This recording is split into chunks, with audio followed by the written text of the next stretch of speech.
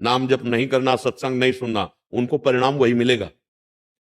वही बच्चा जब रजोगुणी हो जाएगा, उसकी बुद्धि में संस्कार ही नहीं है, उसकी बुद्धि में धर्म ही नहीं है, उसकी बुद्धि में शास्त्र ज्ञान ही नहीं, अब उसको भय किसका? अब वासनाएं जब फंसा लेंगी तो उसको अच्छा नहीं लगेगा कि बुड्ढा खखार रहा है दरवाजे पे। एक पढ़ लिख करके विशेष पद में पहुंचे, ये कोई हम कथा नहीं सुना रहे, ये घटना सुना रहे, और गांव के उनके पिता थे, बहुत मेहनत करके उनको, तो जब वो पहुंचे तो अपने मित्रों के साथ उनकी पार्टी चल रही थी। जब वो गए तो ना उठा ना पैर छुआ, और कहा हाँ कैसे आए? वो देख रहा है, नहीं बच्चा आप मिलने आए। तो उनके जो मित्र थे वो इशारे से पूछे कौन? बोले हमारे घर का नौकर है, वो काम करता है। तो देखे ऐसे हुए और वापस आ गए। ये पार्टी में बेइज्जती हो जाएगी, बूढ़ा बाप गांव का कपड़ा पहने आया है, तो क्या कहा मित्रों से? घर का हमारे नौकर, मतलब हम इतने बड़े हो चुके हैं कि अपने पिता को उठकर सम्मान नहीं किए। ये मूर्खता है कि ये विद्या है, विद्या विनयम ददाती, पढ़ लिख कर विनय आता है। ये कब आएगा? जब आप सत्संग सुनोगे, शास्त्र स्वाध्याय करो, थोड़ी भी भक्ति होगी। कोई सा हृदय अपने माता पिता को ऐसा नहीं कर सकता है। आज हमारी नई समाज ये बहुत बड़ी हानि कर रही है। अपने पूज्य जिनको इस समय दुलार करना चाहिए भगवान की तरह, अब वो ना वस्त्र धो सकते हैं, ना उठ के वो चल सकते हैं। हमारा कर्तव्य क्या बनता है? ब्याह करवा दिया, सारी व्यवस्था करा दी, अब वो जा रहे हैं हॉलैंड इंग्लैंड घूमने, वहीं अपनी नौकरी कर रहे हैं। वो बुढ़े माता पिता आस लिए बैठे, अब कोई साथ देने वाला नहीं। ये क्यों हुआ? क्योंकि लड़के के दिमाग में केवल आधुनिकता है, अध्यात्म नहीं है, भक्ति नहीं है, थोड़ा भी भाव नहीं। आदर्श कैसे आएगा? स्वयं भगवान प्रातः काल उठ के रघुनाथा, मात पिता गुरु नामई। कितने लोग अपने बूढ़े माता पिता के पैर छूते हैं? कितने लोग? विचार करके दो। वही जो सत्संगी है, जो नाम जापक है, जो शास्त्रों का स्वाध्याय, वही कर, दूसरा नहीं करे। क्या हालत हो रही है हमारे समाज की। तो बच्चा ये नहीं है कि भक्ति करना केवल सन्यासी बन, कितने बन रहे सन्यासी?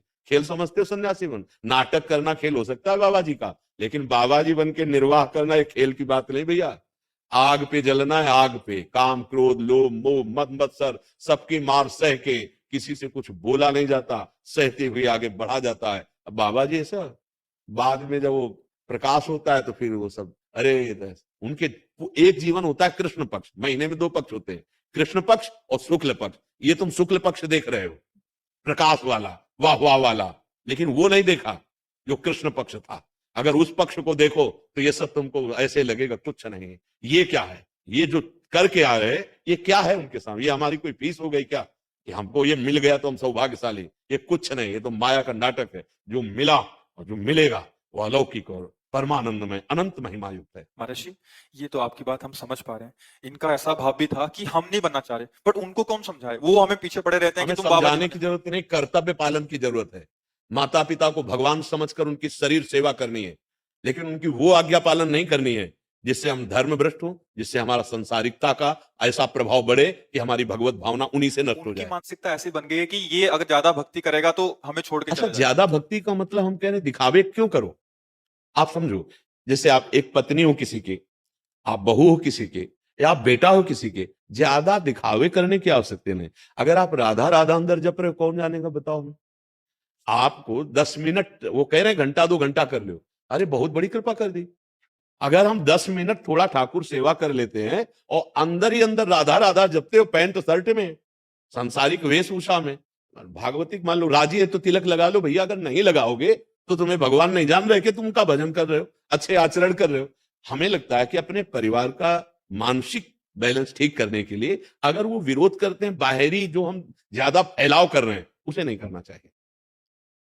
सत्संग सुनना है तो कान में वो लगाए हो, तो फिल्मी गाना सुन रहे हो कि सत्संग सुन रहे हो, क्या पता किसी को है? ले हाँ, आपको बताना नहीं सत्संग सुनो। अगर उनको विरोध है ज्यादा सत्संग सुनेगा तो बाबा जी न बन जाए, तो आपको बताना थोड़ी कि क्या सुन रहे हैं। हमको अगर वास्तविक भक्ति करनी है तो सच्ची मानो लंका में रहकर भक्ति की विभीषण जी ने, जहां घोर निशाचर, कहीं कोई एक भी सपोर्ट करने वाला नहीं, एक भी कोई सपोर्ट करने वाला नहीं विभीषण का, वहां वो महान भक्ति कर गए। तो हम अपने घर में रहकर भक्ति नहीं कर सकते? हम बिल्कुल नहीं दिखावा करेंगे। कहे त्रिलोचना मुक्ते राम समान जी हाथ पांव कर काम सब चीत निरंजन। हाँ, अगर हमारा बिल्कुल सत्य बात, अगर हम पवित्र आचरण कर रहे हैं, नाम जप कर रहे हैं, तो कौन जान पाएगा कि स्थिति कहां है?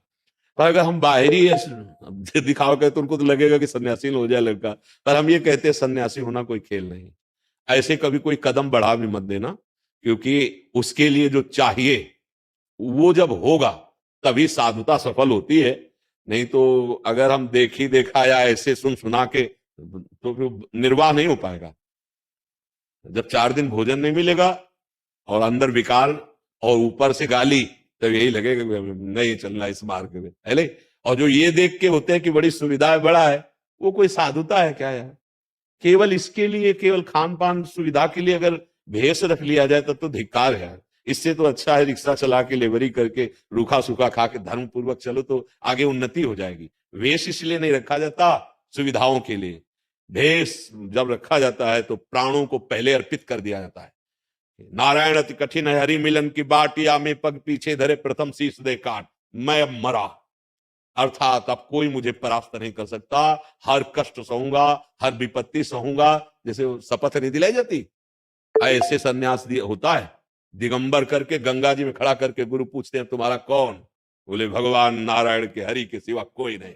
अब लंगोटी पहना दी और जीवन भर इसी का निर्वाह करना, कोई हमारा नहीं। और निरंतर भगवत चिंतन करना बहुत कठिन। भाई हम कह रहे हैं महीना 2 महीना संयम से रखा जाए तो भी बड़ी विचलता होती। आजीवन साधु का जीवन ऐसा कि जैसे 50 वर्ष हुए कोई गलती नहीं हुई, पूरा जीवन सही नहीं कर, और 5 मिनट में अगर गलती हो गई तो कोई बर्दाश्त नहीं करेगा कि इसने जीवन भर संभाला, 5 मिनट चूक हो गई, कोई नहीं बर्दाश्त करे। अपनी हम 1000 गलती क्षमा कर सकते हैं, लेकिन अगर उससे 5 मिनट में गलती हो गई, चूक है, जैसे दौड़ने वाला है, लड़खड़ा गया, गिर गया, कोई बर्दाश्त नहीं करेगा। संसार में कोई बर्दाश्त करेगा नहीं। बहुत कठिन मार्ग है साधुता का। मार्ग ये है कि हम अच्छे हैं, इतने से काम नहीं चलेगा। तुम्हारी कोई भी चूक किसी की दृष्टि में अगर आई तो उसकी श्रद्धा नष्ट होगी। आजीवन समाज की श्रद्धा की रक्षा और अपना एकांत पवित्र भगवत चिंतन परायण आजीवन, बहुत कठिन बात है। साल 6 महीना नियम से चलना, चलो भाई निर्वाह कर लेंगे। इसीलिए हम सबसे कहते हैं सोच समझ के हमारा जो जीवन मंगलमय कटेगा, वो साधुता का मार्ग बहुत कठिन मार्ग है। गृहस्थी आप पढ़े, गृह संस्कार कीजिए, संयम से रहिए, खूब धन कमाइए, सबकी सेवा कीजिए, और मुख में नाम चल रहा है, आपको वही गति मिलेगी जो एक महात्मा को मिलेगी।